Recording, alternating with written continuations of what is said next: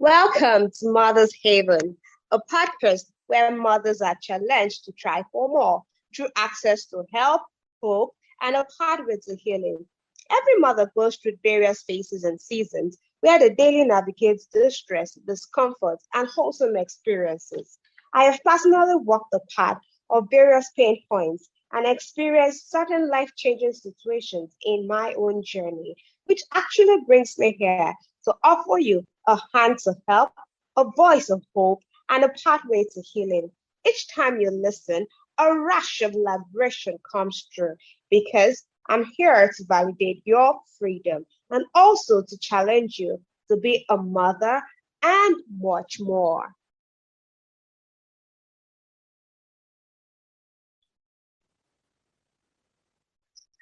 Welcome once again to another super exciting episode on Mother's Haven podcast. You will be so amazed and so grateful and happy as well by the time this episode is completed because we have an amazing guest, a unique guest, someone you do not find, trust me, every time.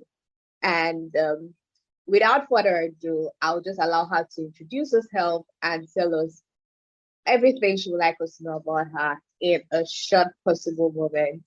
Over to you, my amazing guest. Thank you. Has anyone listened to us? And Tim Talk, I'm asking you this as well. I'm asking myself too. Have you been up in the middle of the night with a baby that just would not sleep?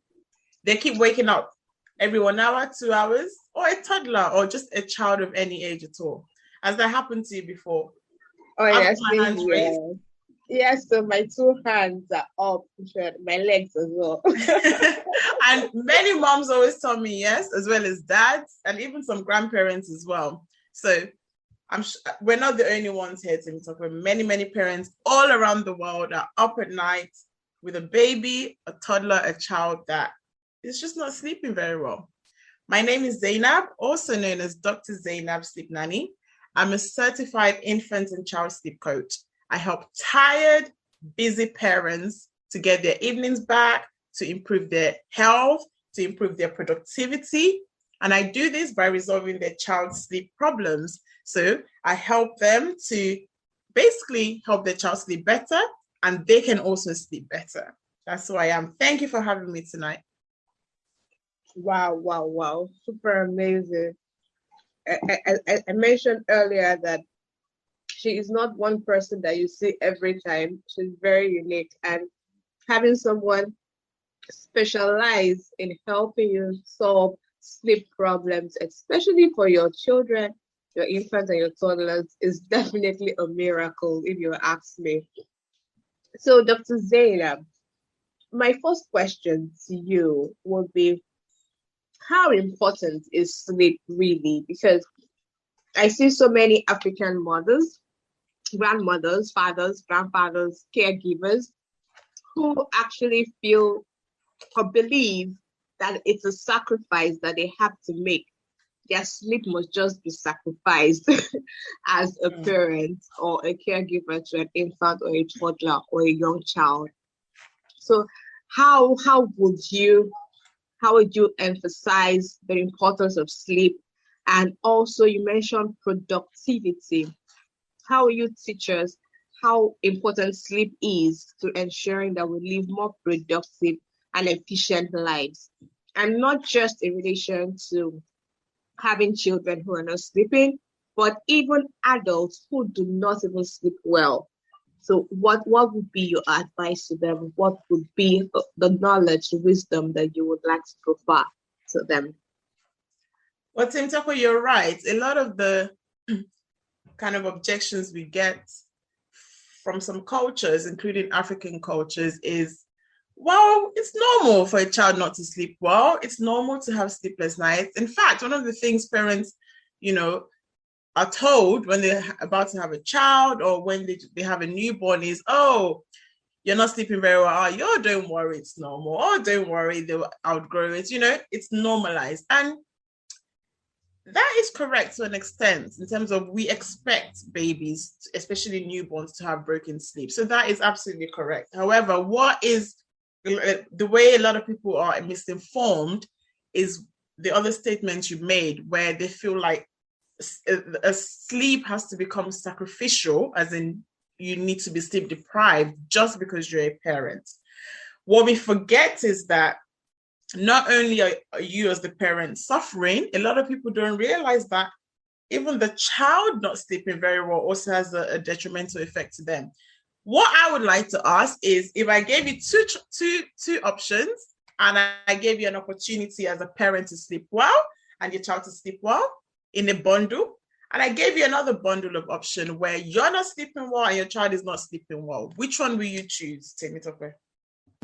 I would go for the bundle where I sleep well and my child sleeps well. Okay, it would be interesting to know what our listeners would choose as well. I know what I would choose. I would choose to sleep well and my child to sleep well.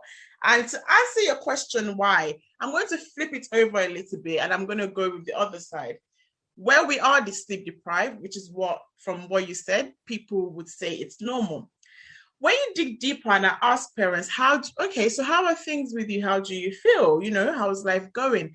The common complaints I get, and this is something I've personally been through myself, and, I don't know if you've been through this, but this is what actually drove me to become a sleep coach. It was my own personal experience as a sleep deprived mom.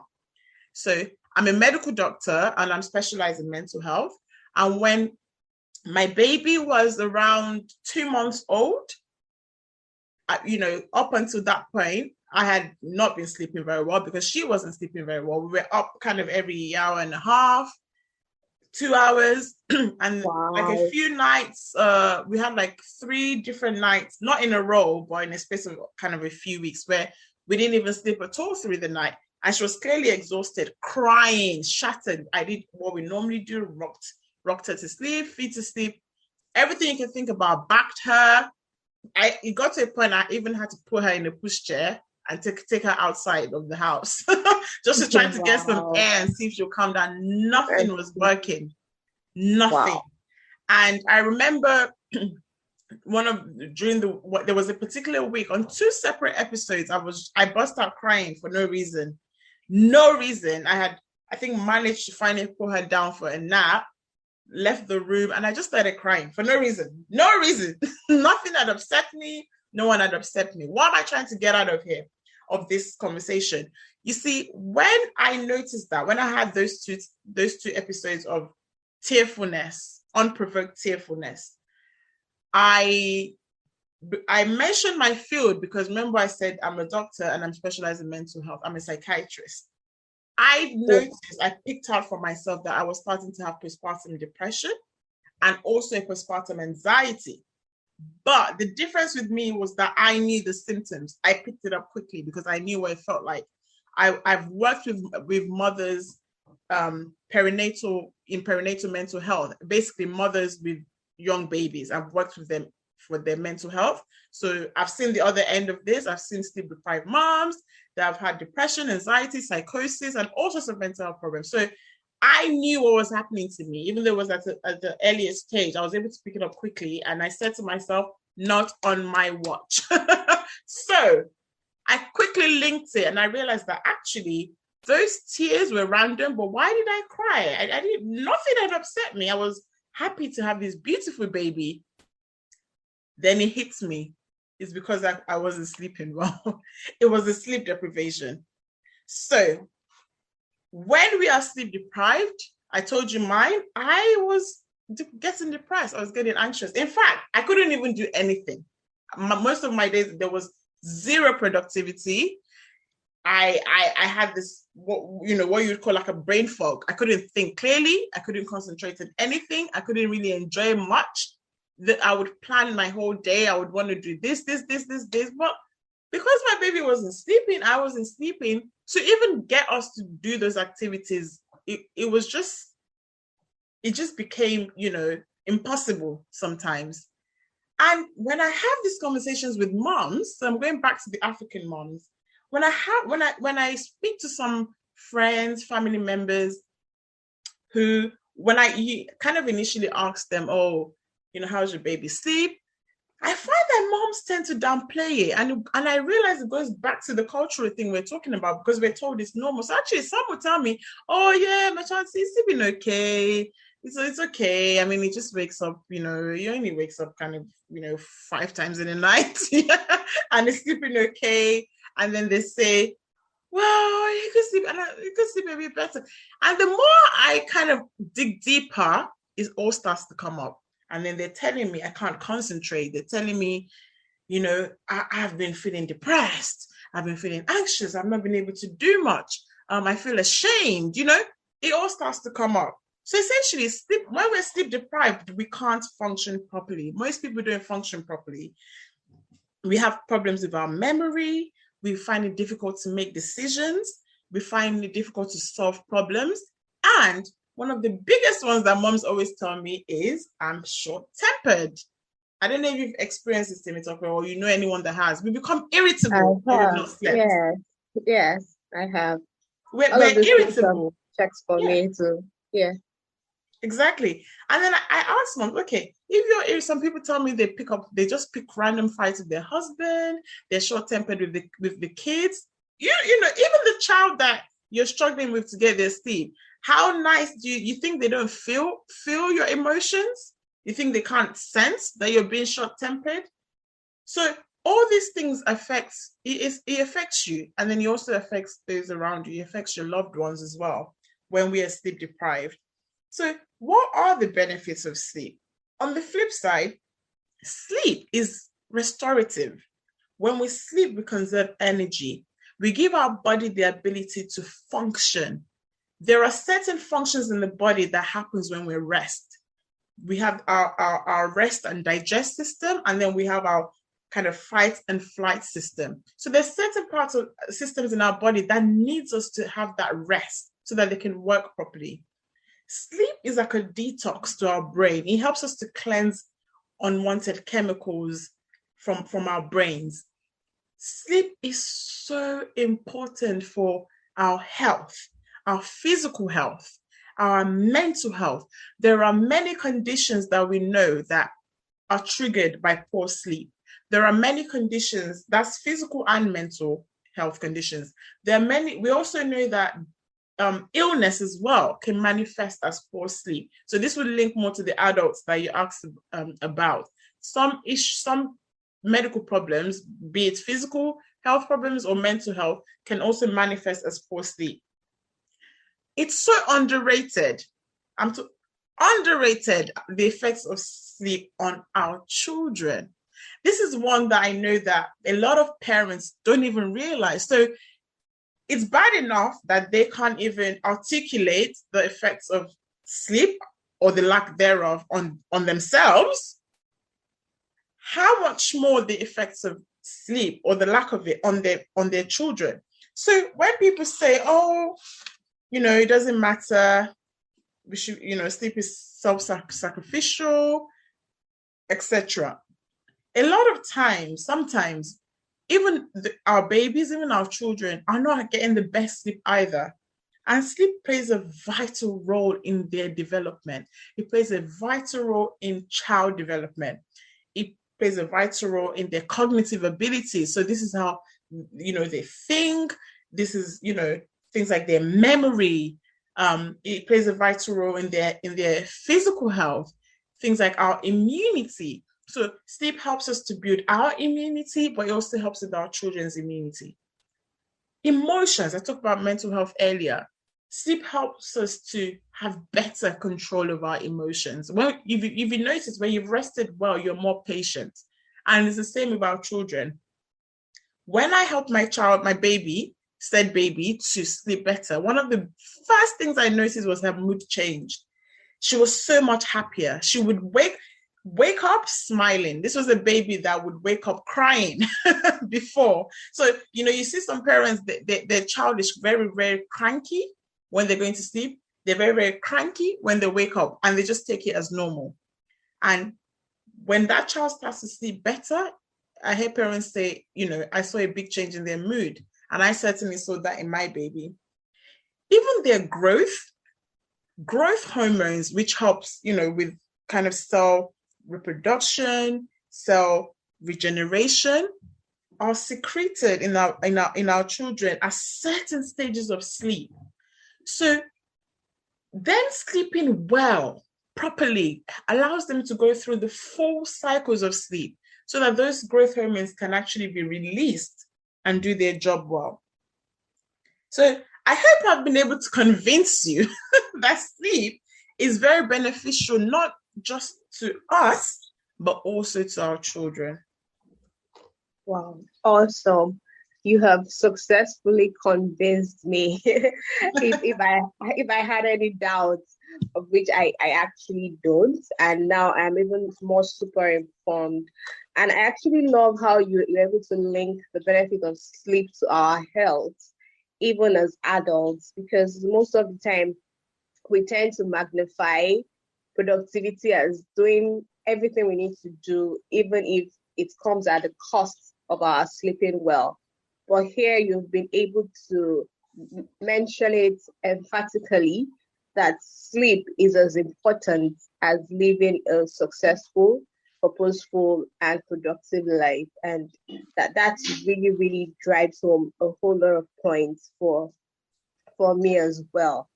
And I love how you also spoke about and explained clearly and explicitly how it's not our responsibility as parents to sacrifice our sleep. It's actually, it also helps the child. You can see how the mood of the child changes. She doesn't wake up crying, or he doesn't wake up crying. They wake up with smiles on their face, like they're happy, they slept well. And that's because our emotions also rub off on them, and even the older children as well. And it shows in every other thing that we do. You know, when you even sleep well, you think better, you think clearly, and you're able to come up with more innovative ideas and envision greater and better things and bring about solutions to even your day-to-day problems. It brings a lot of clarity as well. So honestly, you have done absolute justice to the question. Thank you. Okay, so now this brings me to my next question. You know, you have told us so much how beneficial sleep is, even to the child and to the adult, and how it helps our productivity and all. But now I would really like you to dive into the section of where some African parents or people have this thoughts in their mind that you can't train a child how to sleep. You can't really create a routine around the sleep of a child, especially toddlers. So when they're much grown, you can instruct them to go and sleep, and probably the fear of the parents would definitely make them just get into their beds and sleep off. But prior to the time where the children are scared, quote unquote, when they're still toddlers and little infants, it's this African belief that you really can't train those category of children to have a sleep routine. So I would like you to demystify or correct or actually enlighten us on what is the actual truth when it comes to the sleep pattern, the sleep routines of infants and toddlers specifically, and also the younger children where applicable. Yeah.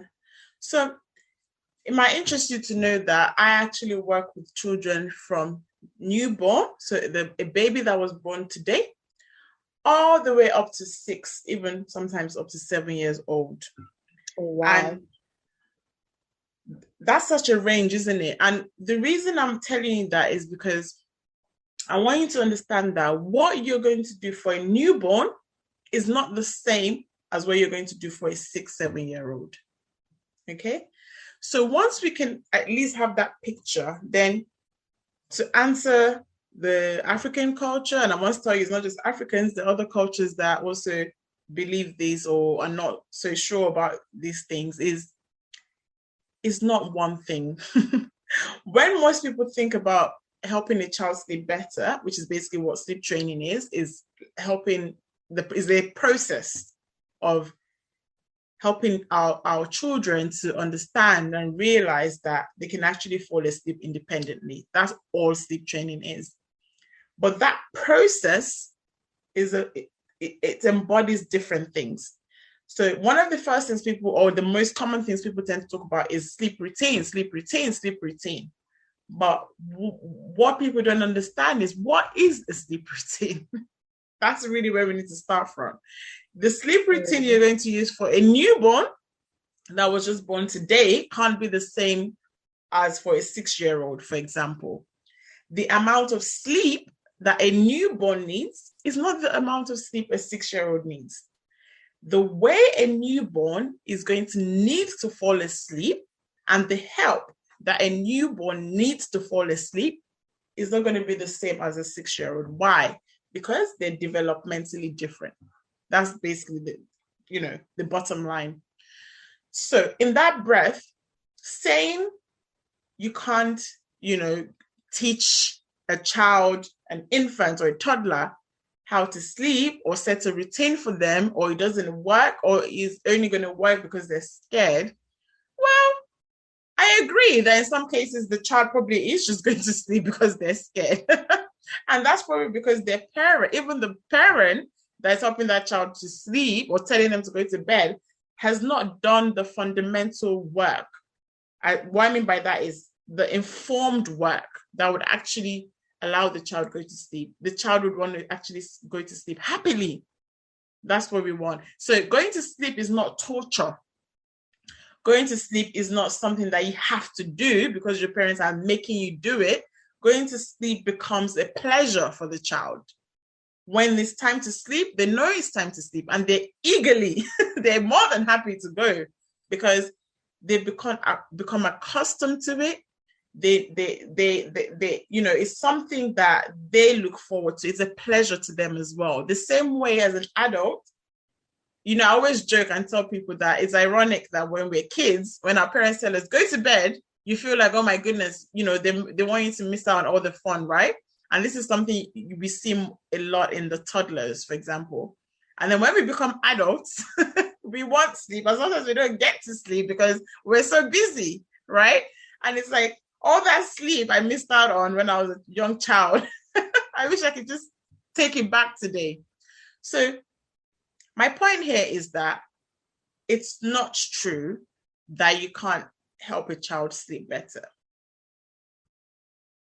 Thank you so much, Dr. Zainab. You've done an outstanding work educating us, enlightening us about the actual important things to take note of when it comes to the proper sleep patterns for toddlers and for children generally. And you also spoke about how effective it is for toddlers to have the appropriate and conducive environment to be able to self-settle. Thank you so much. But we're going to continue in the next episode because I can already tell that you have a lot of knowledge packed for us. You have a lot of knowledge that we can learn from as mothers, and which can help us to live more productive and more sleep healthy lives. Thank you so much to our listeners. To catch the second episode, the second part with Dr. Zainab, kindly make sure you subscribe to Mother's Haven Podcast. Thank you.